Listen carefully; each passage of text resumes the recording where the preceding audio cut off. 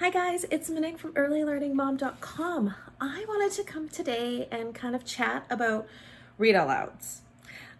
Because I know on the Doman program, one of the big focuses is getting these kids reading on their own independently. But I think it's important that we don't lose sight of the benefits of reading out loud to our kids. Study after study has shown that reading out loud to your kids is one of the best things academically that you can do for them. And sometimes I know for myself that I can focus on teaching my child to read so they can read independently, and I forget about the reading out loud to them and the benefits of that. So we've incorporated a bedtime routine. When Zakari is tired now, he actually comes to me and tells me, "Okay, Mom, we're going to go read chapters now," which is his way of saying, "Hey, Mom, I'm tired. Yeah, we need to start this. Let's get the show on the road." And so today, I just wanted to share with you how important that's been to our routine. Basically, reading out loud, I've been using over the last couple of years as a way to settle Zakari to sleep. And I know people talk about, kids should be able to go to sleep on their own. And I think there's that's very valid.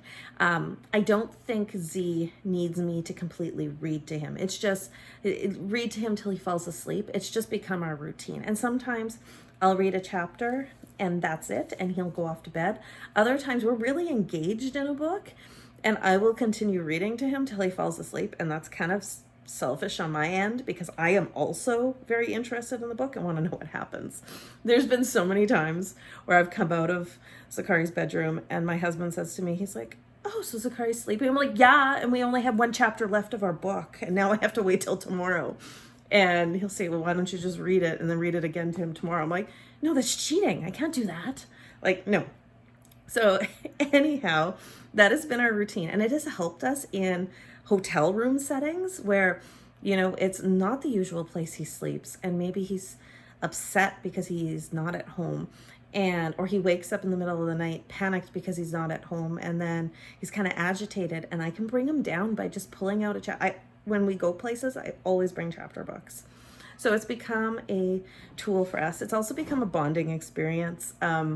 He doesn't really care for when other people read him chapter books. He will be like, "Okay, the end, thank you," and take the book out of their hand. So it's something that him and I do together. But anyhow, today I wanted to share with you guys a series that is a lot of fun and I think a lot of kids would enjoy. And it is The Puppy Place. They are by Ellen Miles. And this is a series you can get into. We've been reading it for a couple of years now. And I think we're only on book 30. I believe Oscar is 30. We're currently reading Oscar.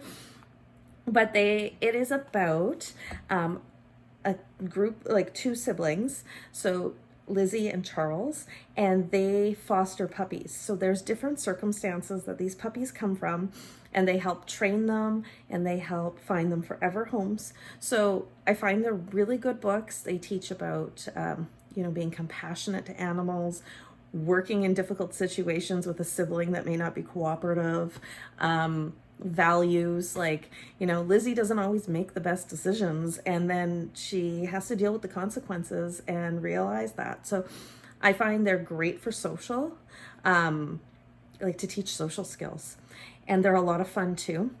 And the author is so sweet. I actually, after we lost our cat Gizmo last year, oh my goodness, no, that was a year and a half ago-ish.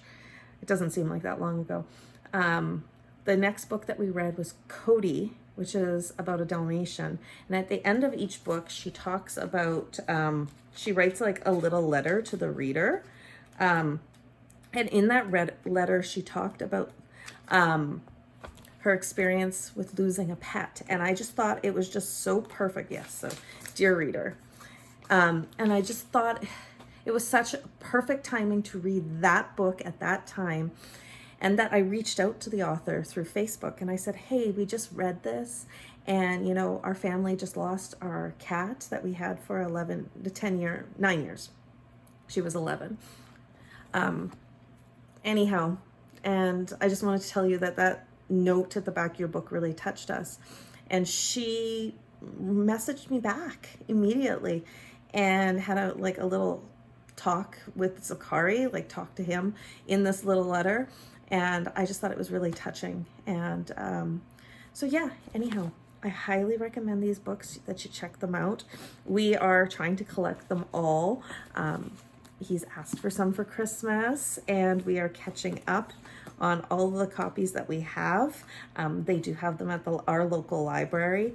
And yeah, so anyhow, I just wanted to share with you our experience about how reading out loud to Z has benefited us, our relationship, and also as a calming tool for him, is helping him work on becoming a more fluent reader, so he doesn't have to wait for me to pick up a chapter book and read.